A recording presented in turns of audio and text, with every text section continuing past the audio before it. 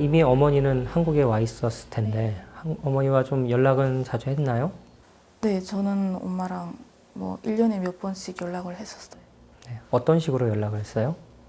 그 북한에 그 중국 핸드폰을 가지고 있는 브로커 일 하시는 분들이 계세요. 그러면 이제 그 중국 핸드폰으로 국경 지역에서 이제 통화를 하면 한국에는 이제 중국에서 전화가 오는 것처럼 찍히더라고요. 네, 그렇게 통화를 했던 것 같아요. 전화를 해주는 브로커 같은 사람들의 중국 휴대폰을 사용해서 통화를 하신 거죠? 몇 살 때부터 엄마와 그렇게 연락을 했나요? 저는 이제 초등학교 2학년 때부터니까 되게 어릴 때부터서 10살 때부터 했던 것 같아요. 그럼 어머니는 윤서 씨가 몇 살에 탈북을 하셨어요? 제가 8살 때요. 8살 때 탈북을 하셨고 그 다음부터는 한 2년 뒤 정도부터는 북한에서 한국에 있는 엄마하고 연락을 하셨는데 그렇게 한국에 가족이 있는 사람들은 그 북한에서 굉장히 감시를 하거나 좀 힘들게 하거나 그러지 않나요? 저는 처음에는 사실 저는 이제 예외인 줄 알았어요. 감시 받는 걸 몰랐거든요. 그런데 이제 학교 졸업하고 성인 돼서 이런저런 얘기를 듣다 보니까 우리 집도 역시 감시 대상이었구나. 좀 그런 느낌을 받았어요. 감시를 하는 것 같아요. 어떤 식으로 감시를 했나요? 이제 저 같은 경우에는 그 집에 이제 뭘 사들이잖아요. 뭐 예를 들면 자전거를 사든가 가전제품을 사든가. 근데 이제 저희 담당 보이시던이 있어요. 일하시는 분이 그 보이시던이 이제 저한테 뭐 노트북 샀다는데 뭐 얼마에 샀냐. 저 그래서 진짜 어떻게 아셨냐고 그랬거든요. 그러니까 뭐 다 알지 뭐 그냥 이런 정도. 근데 알고 보니까 거의 뭐 그런 감시를 직접 하는 게 아니고 같은 이민반이나 직장이나 이런 데 이제 시킨대요. 그런 이런 누구 뭐 하는지 좀 봐라. 근데 그걸 이제 합법적으로 동태 파악 그렇게 하면서 경향 파악 뭐 이러면서 그런 거 해가지고 매일 뭐 아침마다 이제 보고서 같은 게 이제 작성되나 봐요. 뭐 제가 뭘 했는지 뭘 샀는지 그래서 알게 됐어요. 같이 생활하는 주변 사람들이 윤서 씨를 감시해서 그걸 보고를 한다는 얘기죠. 그걸 알게 됐을 때 느낌은 어땠어요? 뭔가 억울한 느낌? 그걸 감시한다고 해서 저한테 그것 어떤 피해가 오지는 않지만 제 사생활이 매일 누군가에게 이제 그 페이퍼를 작성돼서 제출되는 것 자체가 되게 숨막히고 답답한 느낌이었고 뭔가 그 다음부터는 이제 정말 엄마한테서 돈을 받아서 쓰는 생활비를 받아서 쓰는 거잖아요. 그러니까 안 그래도 그것에 대한 압박감이 있었는데 이제 보고서로 작성이 된다라고 하고 먼저 막 거기서 뭐 너 이런 거 샀다며 막 이러면서 아는 척을 하고 하니까 되게 그거랑 연관이 없는 행동들을 할 때도 다시 생각해 보게 되고 거의 좀 그래 모든 행동들이 다 좀 하기 쉽지 않았던 것 같아요. 감시를 받았다고 했는데 그러면 탈북자 가족들이 다른 또 겪는 어려움들은 어떤 게 있을까요? 일단은 이제 일상생활을 감시하는 것이 제일 어렵고요. 다음 어려운 건 최근에는 북한도 많이 달라져서 뭐 입당을 하고 싶지 않고 뭐 군복무도 안 하고 싶고 해가지고 사회적으로 문제가 별로 없어요. 근데 아직도 간혹에 뭐 간부로 승급하고 싶다. 그런 이제 욕심이 좀 있으신 분들은 이제 승진도 안 되고 입당도 안 되고 결혼할 때도 이제 문제가 있어요.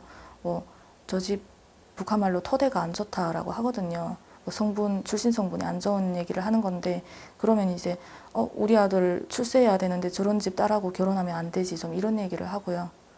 그리고 뭐 저 같은 경우에는 이제 대학교 진학에서 피해를 본 거죠.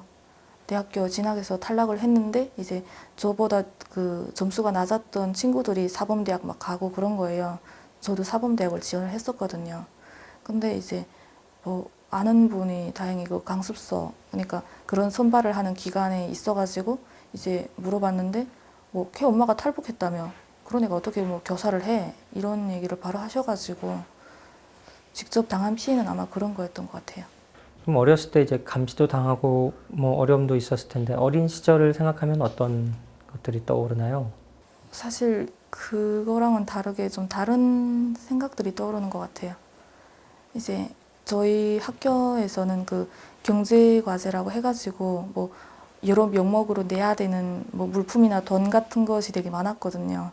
근데 그걸 이제 내지 못하면 학교 갔다가 다시 가져오라고 집에 돌려보내기도 하고 뭐 세워놓고 혼내기도 하고 하니까 저는 오히려 학교 생활은 그런 것들이 많이 떠올라요.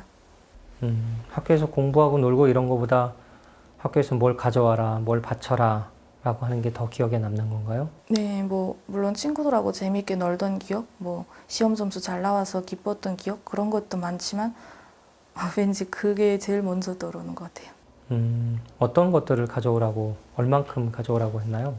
이제 뭐 파지, 파철 뭐 이런 게 있는데 뭐 철, 쇠붙이나 아니면 종이 같은 것들을 이제 안 쓰는 것들을 가져오라는 그런 과제는 매월 있거든요. 뭐 한 달에 얼마씩 이렇게 있는데 저 같은 경우는 이제 할머니가 그 잘 안 주셨어요. 그런 거를.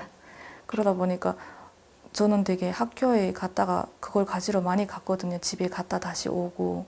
그 외에도 이제 뭐 무슨 발전소 지원, 무슨 건설 지원 하면서 이제 돈도 뭐 매주 이제 뭐 3,000원, 5,000원, 7,000원 계속 있는데 그걸 가지러 이제 계속 집에 갔다 와야 되는 거예요, 저는. 그래서 네. 그런 과제가 되게 많았고 왠지 안 좋은 기억인데 그게 먼저 떠오르네요. 네. 그 생활비를 보내주는 건 어떤 경로에서 어떻게 받았나요?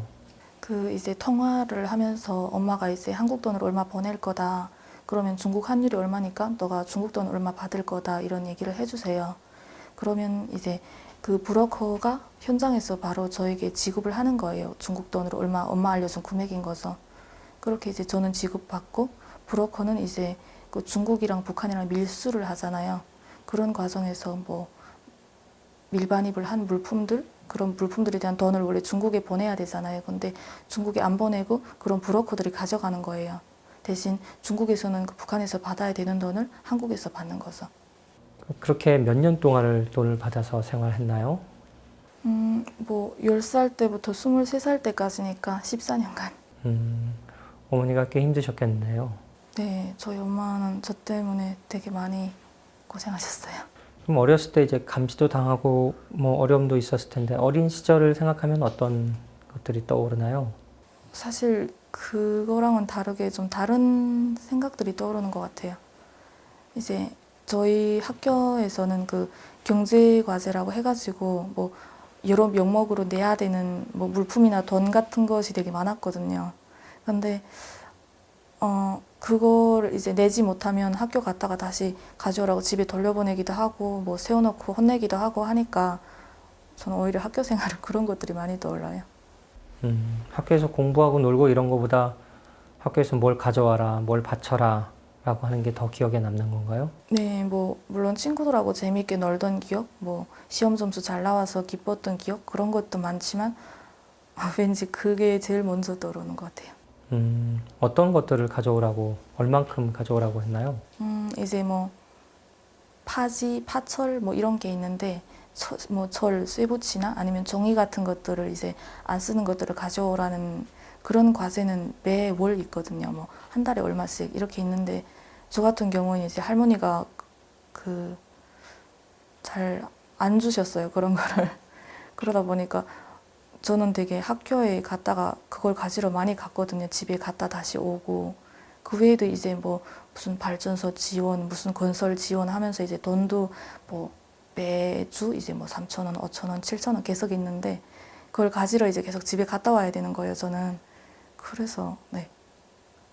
그런 과제가 되게 많았고 왠지 안 좋은 기억인데 그게 먼저 떠오르네요. 그럼 그 어린 시절 지나서 그 외에 다른 북한 생활은 어땠었나요? 저 같은 경우는 아무래도 어머니가 생활비를 보내주시다 보니까 뭐 그렇게 어렵게 살진 않았지만 그건 이제 저 개인에 해당한 얘기고요. 전반적으로는 아무래도 뭐 직장 일을 하고 월급을 받지 못하니까 이제 생업을 위한 다른 일을 하고 한국식으로 얘기하면 투잡, 쓰리잡이라고 하잖아요. 그런 식으로 다들 바쁘게 사시는 것 같아요. 간호사 일을 했는데 거기에서 나오는 월급으로는 생활이 안 된 거죠? 제 월급이 북한 돈으로 이제 1,600원 정도가 됐었어요. 근데 이 금액이 이제 옛날에 제정된 금액이고 그동안 물가가 이제 수백 배 뛰다 보니까 상승했죠. 그러니까 지금은 뭐 그 한 달 월급으로 살 수 있는 게 뭐 계란 2알 정도? 계란 2알 월급이. 그럼 그거 갖고 살 수 없으니까 그 외에 다른 어떤 일들을 해야 되나요? 예를 들면 이제 의사분들 같은 경우에는 병원 왕진 뭐 이런 병원 일 외에 이제 개인적으로 진료를 봐주시는 거예요. 그리고 개인적으로 뭐 처방전도 떼주시고 그런 식으로 이제 다른 수익을 더 얻는 것 같고요. 그 외에 이제 북한은 뭔가 뇌물이 이제 너무 공용화가 돼가지고 뇌물로 많이 해결하시는 것 같기도 해요. 네, 윤서 씨는 어떤 뭐 다른 일을 더 한 건 있었나요? 저는 딱히 하지 않았고 제 또래들은 뭐 장사도 하더라고요. 뭐 간호사 일을 하면서 장사를 한다고요? 간호사 일을 하지만 그 남는 시간이 있잖아요. 그 시간에 뭐 싼 물품을 사서 뭐 비싼 물품 파는 곳에 비싸게 파는 곳에 보내기도 하고 뭐 그 외에 네, 뭐 물품들 약 같은 걸 조금 집에 가져다 놓고 그리고 이제 그 약을 집에서 판매를 하는 거예요. 한국처럼 이제 약국에서만 약을 팔 수 있다 이런 게 없다 보니까 개인들도 약을 어디 쓰는지 대충 알면 판매가 되거든요. 그러니까 그런 식으로 뭐 북한 말로 약장사, 뭐 잡화 이러면서 뭘 사고 팔고를 많이 하더라고요. 일하는 거 이외에 의료 쪽에 있어서 자기가 알 수 있는 지식으로 뭔가 돈을 벌 수 있으면 그걸 하는군요. 그런 것들이 못하게 막아지는 그런 행동은 아닌가요? 원래는 불법이에요. 근데 북한에서 정해놓은 불법을 다 뭐 안 하려고 하면 일단 농사 안 되고 장사 안 되고 모든 게 다 안 되는 시스템인 거예요. 근데 이제 뭐 전 국민이 다 하니까 그걸 아예 막을 수는 없고 가끔 뭐 법령이나 폭어? 그 북한 말로 폭어가 한국에서도 폭어 있나요? 네, 보고문이라고. 보통 쓰는 말은 아닌데 옛날식 표현이에요. 뭔가 폭어 이런 거 한번 떨어지면 그 시기에만 잠깐 통제하는 척 그렇게 하는 것 같아요.